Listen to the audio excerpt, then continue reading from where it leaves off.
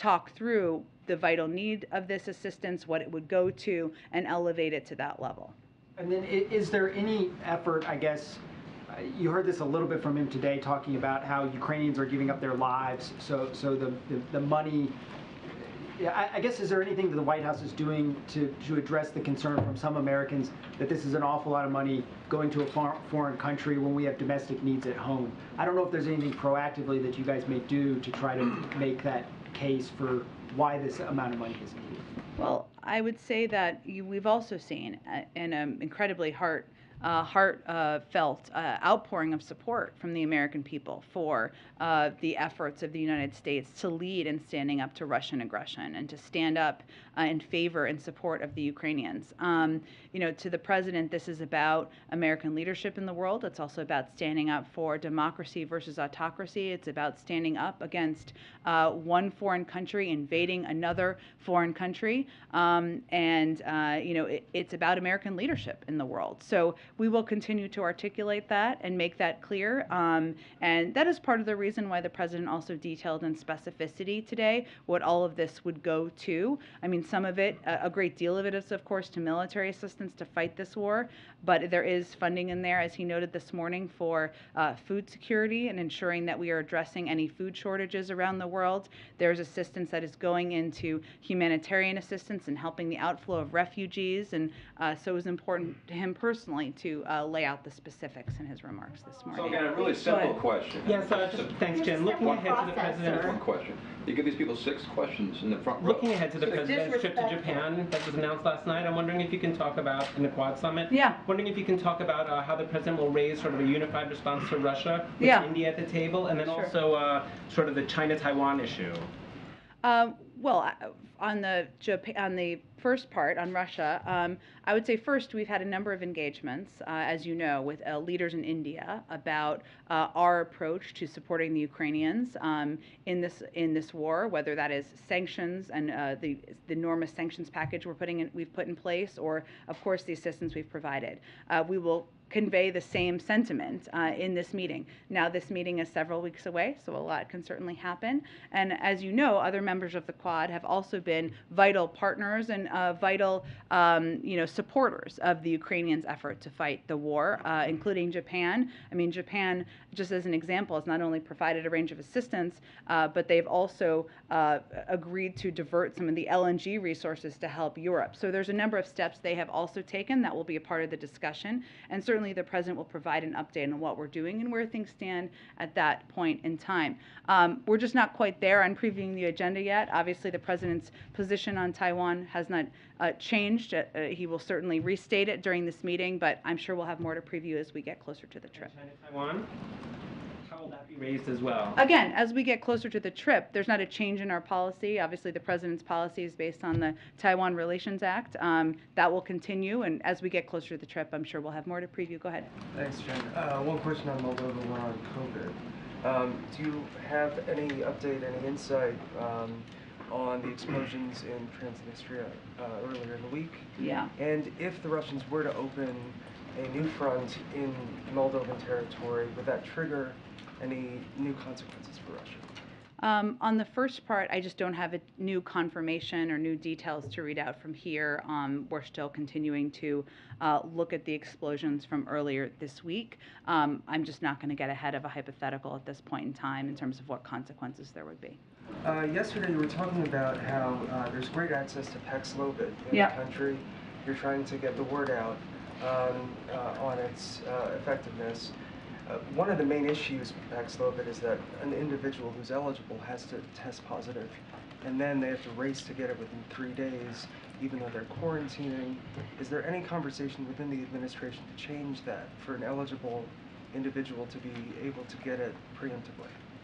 I think that would be a decision likely made by our health and medical experts, so I just don't have anything to preview at this point in time. It requires a prescription, right? But there are a range of ways to have those conversations with your doctor, so I'm not sure it always involves a race to the doctor's office, but different doctors can have virtual appointments and other means of getting prescriptions. It's about consulting to ensure you're eligible. Question? Thank you, Jen. So I have a question on Ukraine and then a follow-up on my colleague's question. Zelensky's top advisor tweeted today that Ukraine should decide whether to strike Russian military facilities. I know you've spoken on this before, but you're trying to avoid a hypothetical situation.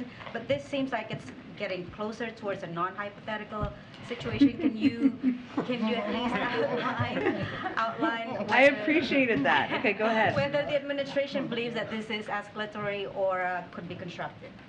Well, one, I think it's important to take a step back and remember what we're talking about here. I mean, it is Russia that started this war, invaded Ukraine, and violated Ukraine's sovereignty and territorial integrity. It's Russian forces that have committed war crimes and horrifying atrocities, and it's Russia that continues to attack Ukrainian targets in Ukraine every day. So even if we are, dare I say, getting into a hypothetical, what we're talking about here is not any intention of Ukraine invading Russia and trying to take Russian territory, going after Russian civilians, going after Russian hospitals. We're talking about consideration of military targets.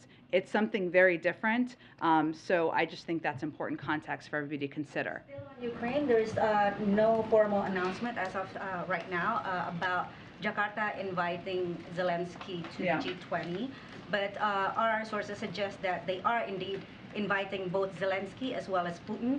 So under those circumstances, would the president consider attending? I know it's still 6 months away, but under those circumstances, if it remains the same. Well, we certainly welcomed reports about Ukraine's invitation. Obviously, we can't confirm that on behalf of Indonesia, who is hosting, and the president has been clear about his view this shouldn't be business as usual and that Russia should not be a part of this. But again, it's 6 months away. We don't even have confirmation of these reports, so I'm certainly not going to get into a hypothetical in this case. To follow up on the issue of Americans being concerned about the amount of money being sent out to Ukraine, one of the things that the president outlined today in his speech was not just humanitarian assistance, but also allow pensions and social support to be paid to the Ukrainian people. So what would you say to the American public who says, okay, it's one thing to help Ukrainian refugees with food and shelter, but why should we be paying for their pensions? Well, look, I would say that we have provided a range of economic assistance because we know that their economy has been devastated, not of their doing, because they were invaded by a foreign country. And they're going, let me finish. And they are going to need assistance in order to recover. We provide assistance, economic and humanitarian assistance, to a range of countries around the world because that's part of American leadership. And so I would say that's the reasoning for this assistance being proposed in the package. Go ahead. Jen, on menthol, going back to the opposition in the Black community. I talked to Congresswoman Frederica Wilson today, and she said she's opposing it. She says the president should not only deal with menthol, but ban all. Instead of just menthol, she feels that it will cause a profiling issue. And she also says this is something that should not be dealt with in the midterms because it will split the Black community. What do you say to that? And are you talking to Frederica Wilson, Al Sharpton, Ben Crump, and others about this very issue? Well, let me try to answer all your questions there. I'm sure you'll let me know if I don't, April, of course. This is a public health decision made by the FDA. And the objective of it was not to address politics or handle politics in one way or another, but to save lives. And the studies estimate that with menthol cigarettes, if they're no longer available, it could prevent over 650,000 deaths, including 238,000 African Americans. There are also high rates of use by children and young adults. Menthol also increases the appeal of cigarettes, makes them easier to use, especially for kids. And what we have seen, as you know, is decades of targeted marketing activities at the African American community to promote further purchasing and in many ways, and for many, addiction to these cigarettes. So this is not, but what I think is important for everybody to know and understand, including opponents, is this is not targeting individuals. This is not to give anybody license to arrest somebody who is smoking a cigarette, a menthol cigarette. This is going after the manufacturers of this. It is going after those who are selling, because we have seen decades of marketing targeted activities at exactly these communities. So with that said, as you say, decades, I mean, there's been efforts to stop the targeting through billboards in urban communities in the 90s and on and on. This is decades old, but why now? There's been progression, but why now instead of other issues? Well, I think, again, this is a public health decision that went through a public health process. It wasn't made through a political prism or made, for any other reason than the lives that it could save. Go ahead. Thank you, Jen. At least 7 sailors have died by suicide since the USS George Washington began undergoing a shipyard overhaul. There have been 3 just within the last month. The Navy today confirmed 3 from prior years. Is the president aware of these suicides? Does he have any response to them? And is the military doing enough to make sure that it is promoting the mental well-being of our service members? Well, certainly the president is regularly briefed and is aware, and the service of men and women and the stress and the pressure on them is something that is on his mind, including making sure we have the right mental health care, the right treatments for any individual who may be suffering from depression or anything that might lead to suicide. In terms of an assessment of what the steps they are taking or what they're doing, I'd really point you to the Department of Defense, who would be better versed to speak to the specifics. And then to follow up on a question from yesterday about Ukraine and tariffs, the president could today, if he wanted to, by executive action, undo these Trump-era tariffs on steel imports from Ukraine. Is there any reason why he wouldn't do that? Does it have anything to do with pushback from unions? There's an ongoing consideration and process of reviewing a range of steps we can take to provide relief to the Ukrainians, a review of tariffs, but there's a range of factors, and I just don't have anything to preview in that process at this point in time. That is something that he is considering. There's a range of options on the table. Question Go ahead in the back. Thanks, Jen. I wanted to ask, the House is out next week, and usually that would be where an appropriations bill would start. Given that the president is saying that COVID funding is so urgent in addition to the Ukraine proposal, how do you see this playing out legislatively in the quick that you need it to do?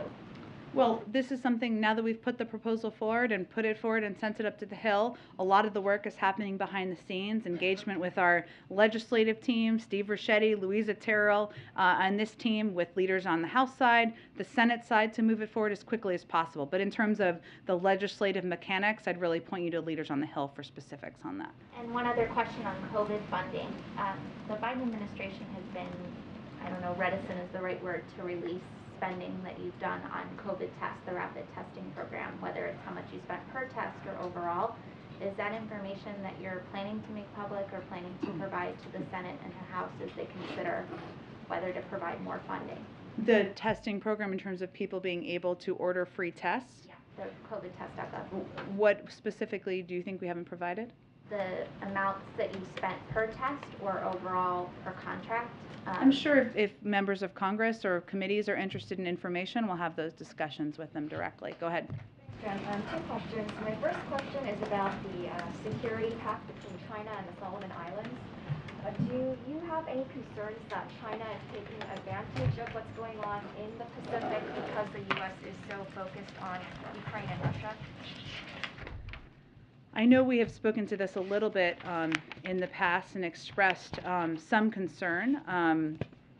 At the time, I'll have to talk to our national security team and see if we have any updates on recent developments. And I just have one more question about, President Biden's trip to Asia. Could you confirm reports by some Asian media outlets that are saying that President Biden is going to announce some kind of China strategy during his trip to Korea and Japan?